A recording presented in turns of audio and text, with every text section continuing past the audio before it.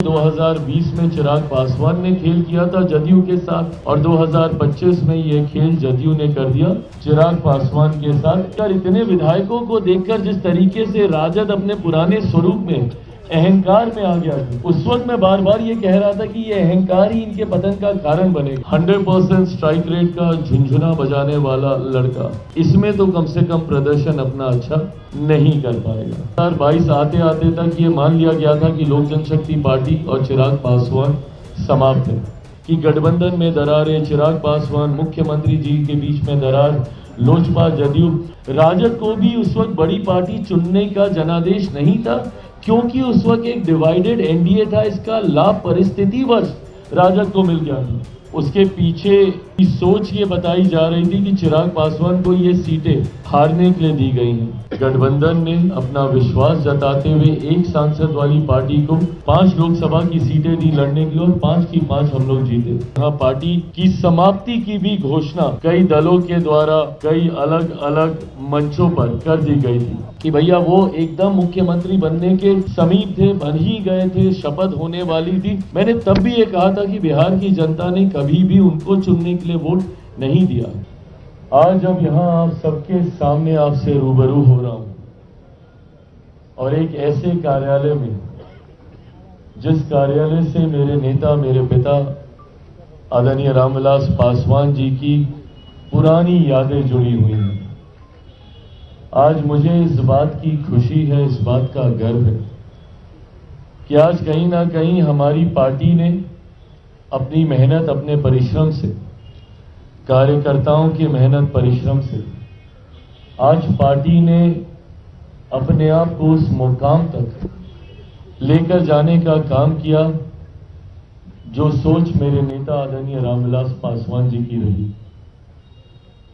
सन 2000 में जब से पार्टी का गठन हुआ, तब से लेकर अभी तक ये दूसरा पार्टी का सबसे बेहतरीन प्रदर्शन रहा। पहला प्रदर्शन 2005 में जब बिना किसी गठबंधन में मेरे नेता ने चुनाव लड़ने का काम किया, 29 विधायक जीते, पर परिस्थितियों वर्ष उस वक्त सरकार नहीं बनी और जिस तरीके से दोबारा चुनाव होने पर पार्टी का प्रदर्शन 2005 नवंबर में जब चुनाव हुए तो उस तरीके का नहीं रहा जो पहले फरवरी में हुए चुनाव में रहा था। और तब से निरंतरता में पार्टी ने कई संघर्ष के दौर देखे। 2009-2010 का एक ऐसा दौर आया जब 2009 लोकसभा में मेरे नेता आदरणीय रामविलास पासवान जी खुद भी उस वक्त वो चुनाव नहीं जीत पाए थे। वो एक कठिन समय जरूर पार्टी का था, पर उन्होंने हार नहीं मानी और 2014 में एक शानदार वापसी, उन 5 सालों में जिस तरीके से उनका संघर्ष रहा, एक शानदार वापसी उन्होंने करने का काम किया। इतिहास कहते हैं कि अपने आप को दोहराता है। लगभग 2020 के आसपास पुनः मेरे सामने ऐसी ही परिस्थिति आई जहां पार्टी की समाप्ति की भी घोषणा कई दलों के द्वारा कई अलग अलग मंचों पर कर दी गई थी। 2020 में पार्टी का प्रदर्शन अपेक्षा के अनुरूप नहीं रहा और उसके बाद 2021 में जिन उतार चढ़ाव से पार्टी और मैं खुद व्यक्तिगत तौर पर गुजरा, कहीं ना कहीं 2022 आते आते तक ये मान लिया गया था कि लोक जनशक्ति पार्टी और चिराग पासवान समाप्त है, पर मेरी रगों में भी मेरे नेता, मेरे पिता आदरणीय रामविलास पासवान जी का खून है। 2009 के बाद ना उन्होंने हार मानी थी और संघर्ष कर पार्टी को ऊंचाइयों तक वो लेकर गए थे। उन्हीं का खून मेरी रगों में है। 2020 में जब प्रदर्शन हम लोगों की अपेक्षा के अनुकूल नहीं रहा, मैंने भी उन्हीं से ही सीख लेते हुए पार्टी को नई ऊंचाइयों तक लेकर जाऊंगा, ये संकल्प लिया। 2024 में गठबंधन ने अपना विश्वास जताते हुए एक सांसद वाली पार्टी को 5 लोकसभा की सीटें दी लड़ने की और 5 की 5 हम लोग जीते। और विधानसभा में 0 विधायक वाली पार्टी, मैं एक विधायक बोलने लगा था, पर बोलते बोलते याद आया कि जो विधायक थे वो भी पार्टी का साथ छोड़कर चले गए थे और उन्होंने दूसरे दल का साथ थामा था। तो ऐसे में एक 0 विधायक वाली पार्टी को जिस तरीके से गठबंधन ने विश्वास जताकर 29 सीटें देने का काम किया और 29 में भी ऐसी सीटें देने का काम किया जो गठबंधन ने विश्वास रखा कि ये कठिन सीटें हैं और ये कठिन सीटें लोक जनशक्ति पार्टी रामविलास चिराग पासवान ही जिता कर ला सकते हैं। मेरे लिए ये बहुत बड़ी बात थी। मुझे ज्यादा विस्तार में ये बातें आपके समक्ष रखने की जरूरत नहीं है क्योंकि मीडिया ने अपना विश्लेषण, आप सब ने अपनी अपनी तरीके से अपने अपने चैनल्स पे आपने इसका विश्लेषण किया था कि किस तरीके से वो विश्लेषण का स्वरूप थोड़ा बदला हुआ था। उसके पीछे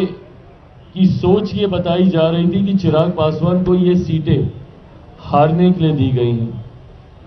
और मेरे कुछ शुभचिंतक जो मेरे बारे में सोच रखते हैं कि भैया कैसे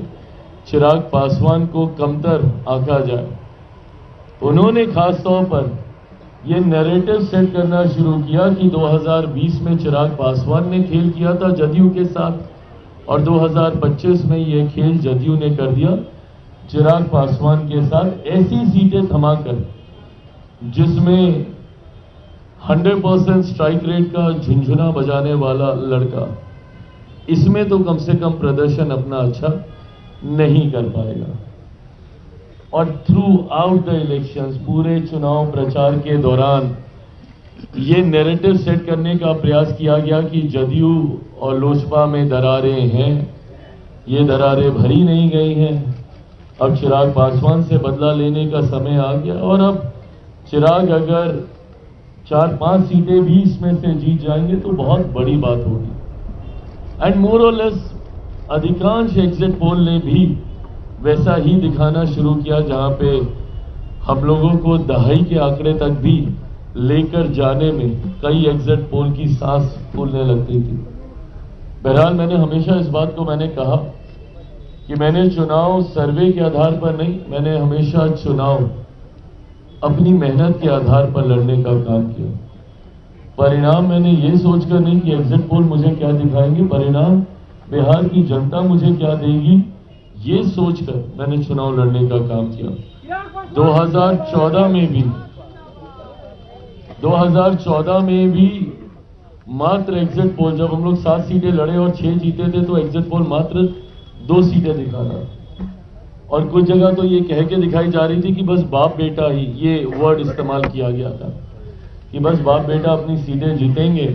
जमुई से चिराग और हाजीपुर से मेरे नेता। और 2019 में भी जब 6 की 6 हम लोग जीते तब भी यही नैरेटिव सेट किया जा रहा था कि बहुत होगा तो 2 सीटें जमुई चिराग निकाल लेंगे, हाजीपुर इनके नेता के नाम पर उस वक्त हमारे चाचा चुनाव लड़ रहे थे वो निकाल लेंगे। और 24 में तो हद कि भैया सिर्फ हम ही सीट निकाल पाएंगे, जमुई की 1 सीट निकल गई तो निकल गई, बाकी इनके जितने प्रत्याशी हैं उनमें से कोई चुनाव नहीं जीत पाएगा। और मेरे 5 सांसद आज इस मंच पर आपके सामने मौजूद हैं।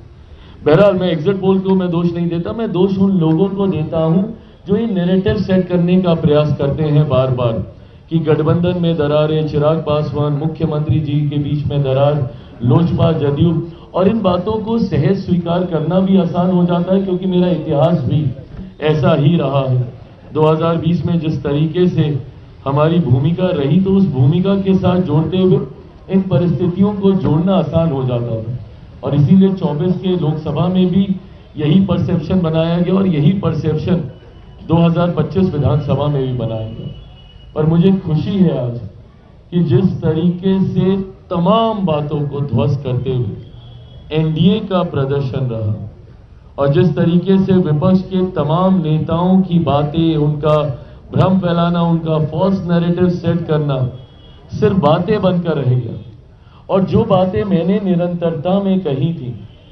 राजनीति का विद्यार्थी हूं, बीइंग स्टूडेंट ऑफ पॉलिटिक्स, मैं भी अध्ययन करता हूं, पढ़ता रहता हूं, निरंतरता में सेफोलॉजिस्ट नहीं हूं बट आंकड़ों को पढ़ता हूं, आंकड़ों पे काम करता हूं और इसीलिए मेरा विश्वास हर बार गहराता है कि भैया इतना तो हम जीतेंगे ही जीतेंगे। और वो विश्वास जो मैं आप लोगों से संवाद के दौरान भी रखता हूं वो आता ही इन बातों को लेकर है क्योंकि मैंने उन आंकड़ों पे काम किया होता है। मैंने बार बार 2020 से इस बात को कहा, जब ये बात कही जा रही थी कि भैया राजद इतनी बड़ी पार्टी, राजद इतनी बड़ी पार्टी, उस वक्त के नेता प्रतिपक्ष, अब आज की तारीख में कौन होंगे कैसे होंगे नहीं पता, बट उस वक्त के नेता प्रतिपक्ष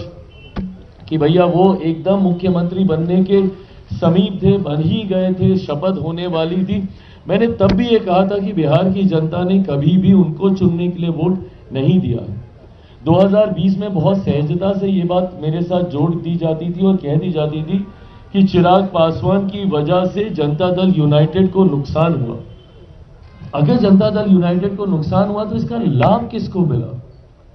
उसका लाभ सीधा सीधा राजद को मिला था। राजद को भी उस वक्त बड़ी पार्टी चुनने का जनादेश नहीं था, क्योंकि उस वक्त एक डिवाइडेड एनडीए था। इसका लाभ परिस्थितिवश राजद को मिल गया था। बट उन आंकड़ों को देखकर, इतने विधायकों को देखकर, जिस तरीके से राजद अपने पुराने स्वरूप में, अहंकार में आ गया था, उस वक्त मैं बार बार ये कह रहा था कि ये अहंकार ही इनके पतन का कारण बनेगा, क्योंकि ये कभी समझ ही नहीं पाए कि एक बटे हुए एनडीए का लाभ आपको मिला है, जनता ने आपको नहीं स्वीकारा है। और आज वही चीज प्रमाणित हुई है।